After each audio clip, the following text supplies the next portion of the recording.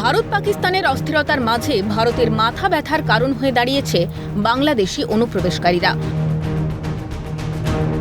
বুধবার সকালে ফের অনুপ্রবেশের চেষ্টা বানচাল করল বিএসএফ। ছবিটা কোচবিহারের শীতলকুচির খলিশামারি এলাকার। তবে বিএসএফ বাধা দিলে অনুপ্রবেশকারীদের ভারতীয় দাবি করে নাকি জোর করে ভারতে ঢোকানোর চেষ্টা করে বিজিবি। এমনই বিস্ফোরক অভিযোগ সীমান্তের বাসিন্দাদের। হ্যাঁ, ওদের এই লোকগুলোকে মারছে তো, বিজেপি মাইরা এইদিকে ভাগাই দিছে, বলছে তোমরা এই গেট দিয়ে পাড়াইছো, এই গেটে চলে যাও। এই ঘটনায় কি আপনাদের মধ্যে আতঙ্ক রয়েছে?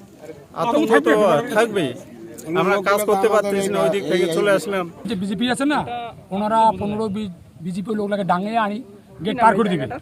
ওরা আমরা খেতে দিয়ে ঢুকছিলাম ওইদিকে কাজ করতে, 8টায় ঢুকছি, এই যে ওইটা কি তারপরে আমাদেরকে বিএসএফ বাইর করে দিল। তখন বিএসএফ আটক করলো।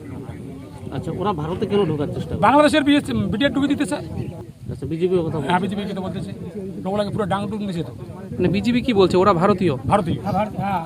স্থানীয় সূত্রে খবর, বুধবার সকাল 8টা নাগাদ সীমান্তের ওপারে চাষের জমিতে গিয়েছিলেন ভারতীয় ভূখণ্ডের এপারে থাকা ভারতীয়রা।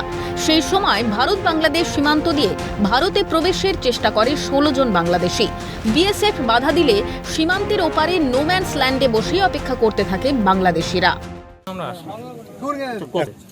এখনো আছে, হ্যাঁ, ওই যে বাসে দেখা যাচ্ছে। কখন থেকে বসে আছে এরা এখানে? মোটামুটি সকাল 6টা 8টা। পাশাপাশি কোচবিহারের সিতাইয়ে অন্দরান সিঙ্গিমারি সীমান্ত দিয়ে ভারতে প্রবেশের চেষ্টা বাংলাদেশিদের। সেখানেও উঠল সেই একই অভিযোগ। বিএসএফ বাধা দিলে তাদের জোর করে ভারতে ঢোকানোর চেষ্টা করে বাংলাদেশের সীমান্তরক্ষী বাহিনী।